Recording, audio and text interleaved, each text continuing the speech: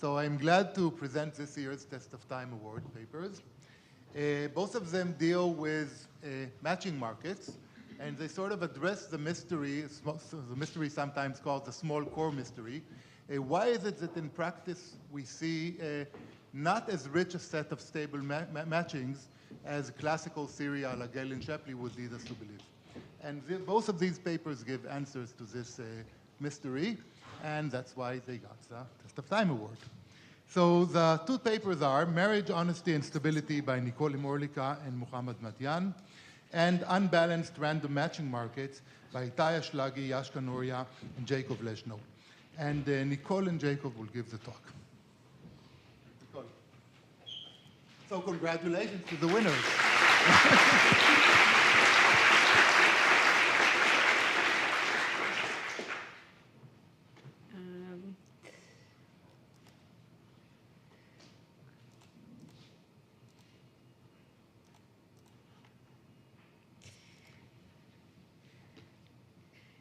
Thanks very much. I'm quite honored to receive this reward. And this is joint work with Mohammad Mahdian. He's unfortunately unable to make it because he is a recent parent. He had a baby about a month ago. And so congratulations to Mohammad as well. So I'll be presenting our work on behalf of both of us. So as Noel mentioned, this paper is about matching markets. We have a set of women and a set of men, and the women have preferences over the men have preferences over the women. This is proxy for a whole lot of markets that are run in practice, like the National Residency Matching Program, which matches medical residents to hospitals, or school choice programs, which match school children to public schools. But I'll be talking about this in the context of men and women for simplicity. The purpose of the market is to find a matching, which is going to assign each woman to at most one man. And we would like this matching to have specific properties. To describe those properties, I will use this notation that's common in the matching literature, which is that this little kind of curly greater than sign. And so we say that A is greater than B according to X if agent X prefers agent A to agent B. So with that notation in hand, I can describe the properties that I'm going to focus on in this talk. We have a definition of stability, which you've probably all seen in your undergrad or maybe grad algorithms courses. So we say that one of these assignments is stable if no pair of agents want to elope. So there's no woman and man who both prefer each other to their assigned match in the matching mu. Such a pair would be called a blocking pair, and the matching is going to be stable if there are no blocking pairs. We also are going to be concerned about incentives in the context of this talk, and we say that a mechanism is truthful for the participant X if X weakly prefers the outcome when reporting their true preferences, that is that preference ordering that I told you about in the previous slide, that great curly greater than sign. They report that function to the mechanism, and it's truthful if they prefer reporting truthfully their preference list to any false report. So as we all probably know, there's a really beautiful algorithm that has some aspects of these properties, these ideal properties that we're looking for, and that's the deferred acceptance algorithm. I'm a woman, so I'm going to describe everything in terms of women proposing because I prefer that world. And so we have here, I'm going to define the algorithm by running through this example. The women iteratively apply to the favorite man who has not yet rejected her, and the men just sit around lazy, waiting for proposals, and when they get proposals, they just keep whichever one they prefer. So in this example, we might start with the women both proposing to man one.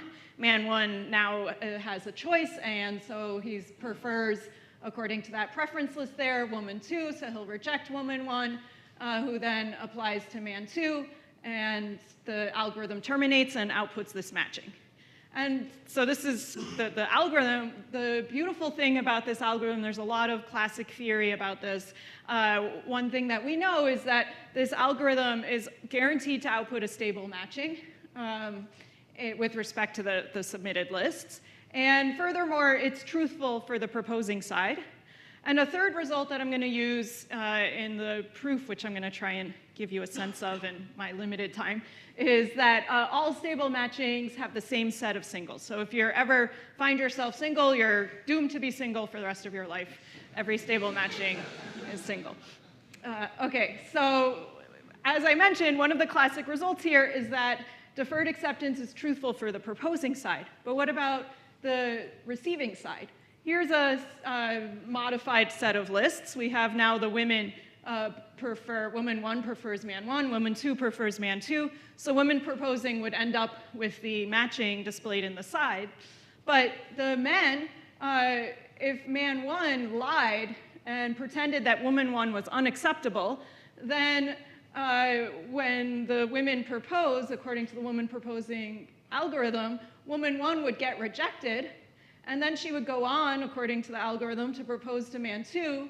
Man 2 now has his choice of women, so he's going to reject woman 2, who he doesn't like as much as woman 1. Woman 2 then proposes to man 1, and so this was an improvement for man 1. Before he had gotten matched to woman 1, but by lying and pretending that woman 1 was unacceptable, he managed to improve his match to woman 2. And notice man 2 also improved when man 1 had this deviation. So that's another interesting fact about these systems. Like the men's preferences improve in unison. OK, so we want to understand the incentives in these systems for the proposing side. And for the receiving side, this becomes important in settings like the National Residency Matching Program, where you might care about the incentives of the hospitals and the medical students both in presenting their preferences to the centralized organization.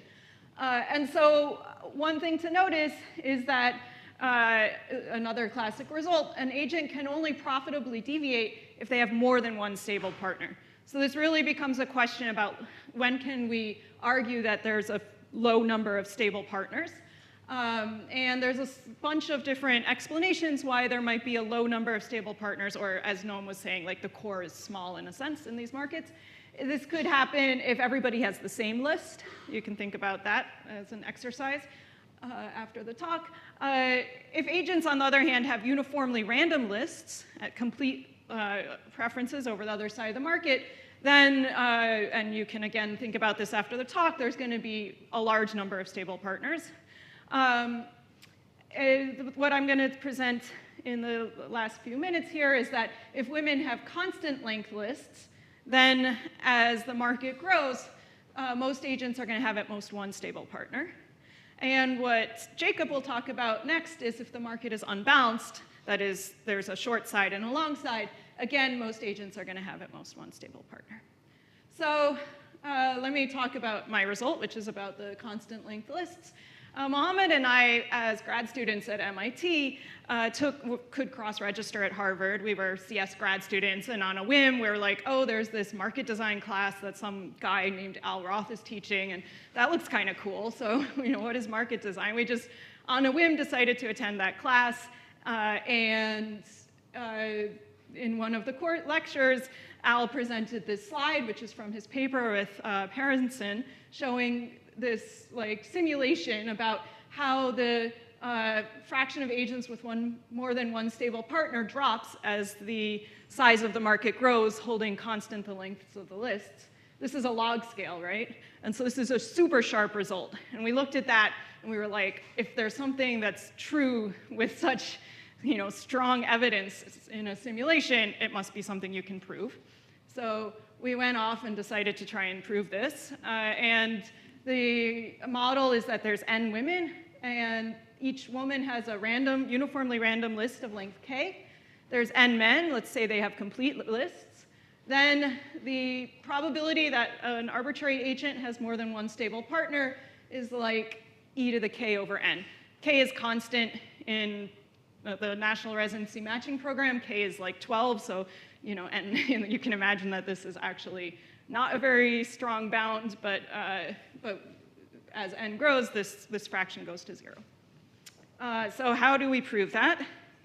We think about proposals as balls. So every woman is throwing balls into bins. Bins are men.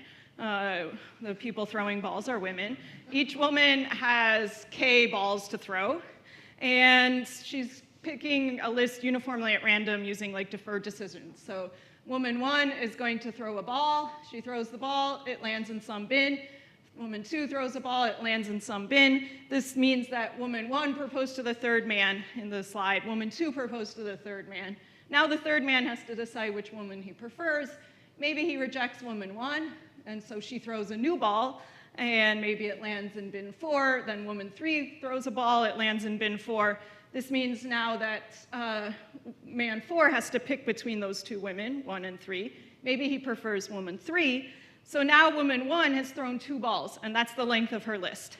And so she's done. She's out of the market. And we continue throwing balls in this manner until all the balls are thrown. Each bin has 1 ball that it's specified as its match, and each ball, each numbered ball, there's at most 2 of each number. This is going to result in some matching. So the matching is the blue balls are matched to the bin that they're in. And if we're trying to count how many, the probability that that solid bin, the 5th one, has more than 1 stable partner, what we're going to do is we're going to have that guy reject the ball that's currently in his bin, have that woman throw it again, and continue this process. And what we're going to keep doing that, so we're forcing this rejection chain by having M divorce his match and seeing, does he get another match? And the thing that's special about stable matchings that I mentioned earlier is that if you're single, you're always single. So if this process causes a ball to land in a bin that's currently single, the grayed out ones, then we know that we've stopped, right? And so we keep doing this. We force the rejection chain, and then a ball ends in an empty bin, and so we stop because that can't be a stable match. We terminate. Process is over, and the question is, how many extra balls did that solid 5th bin get in this context? Did it get any extra ball before that single person got a ball? This means the probability that this man M, this 5th bin, gets a new ball before a ball lands in a single bin, because I'm throwing balls uniformly at random, is just 1 over how many single bins there are plus him, right? Those are the number of places where a ball could have landed.